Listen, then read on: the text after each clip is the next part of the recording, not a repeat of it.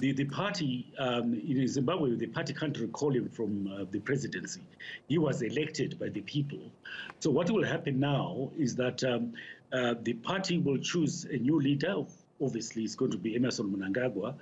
And if Mugabe does not voluntarily resign today or tomorrow, then the parliament will be recalled and a motion to impeach him will be debated. And I expect that will go through, and they can then dismiss the president. And when that happens, well, then it will be very acrimonious. You'll probably lose everything. I believe that you can see the writing on the wall now. Well, that's my next question. That's my next question. Do you think that this ruling by the ZANU PF party will weigh on his mind or become part of his decision-making process, because he's meeting right now with army chiefs, no doubt discussing his exit plan and being pressured to resign? Do you think that his removal from ZANU PF will impact his decision on whether or not he should resign? Very much so. And also, don't forget, yesterday, thousands upon thousands of Zimbabweans marched in various cities inside Zimbabwe and also around the world to show their solidarity with the Zimbabwe Defense Forces. So he would have seen images of that, thousands of people saying he should go. And the party has now said he should go.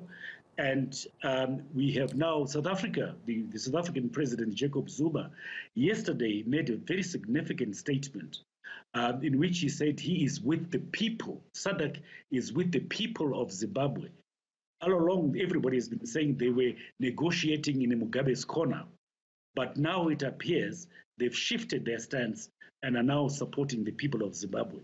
That's very important. Let's talk a little bit about where things go from here.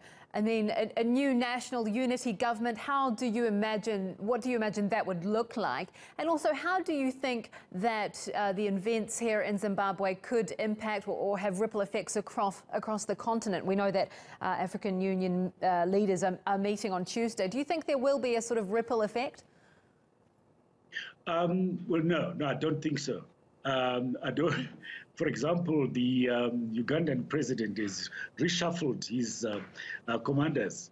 I suppose he's worried about what is going on in Zimbabwe, but I think the African leaders will, meeting on Tuesday, will not have any effect at all about what's going on inside Zimbabwe.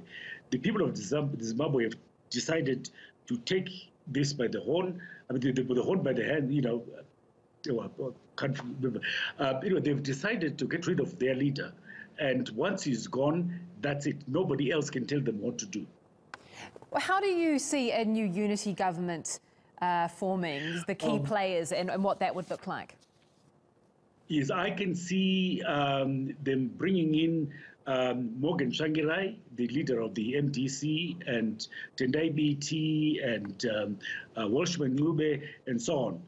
Because ZANU PF is really been a minority party. They've depended on rigging elections to stay in power. And they realize right now they've got the support of the army, but they don't have the support of the people. And bringing in the opposition will bring in the muscle from the army and the support of the people. It's the only way forward. Do you think that Robert Mugabe and Grace Mugabe will want to stay in Zimbabwe after all of this? I don't think so. I think they will leave. They've been preparing for a future outside Zimbabwe. Grace knew that there will be no life for her inside Zimbabwe after Mugabe is gone. So they've bought houses, in Hong Kong, in Singapore, in South Africa, and in Dubai. So they are not short of money.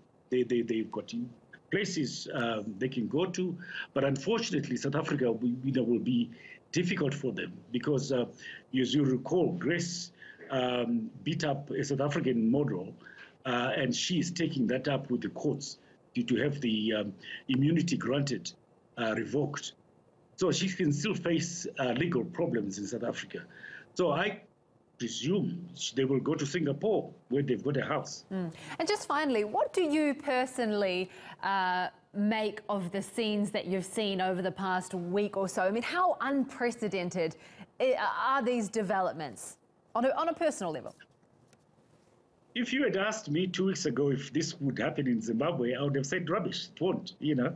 But it was the sacking of Emmerson Mnangagwa that triggered this chain of events, because he is very popular with the military, and that was for them the last straw. They've been privately criticizing him for what he's been doing, you know, Mugabe, but nobody had the courage to take him on. But the sacking of Mnangagwa was just the catalyst. They felt that was it. They've now got nothing to lose. And they've succeeded.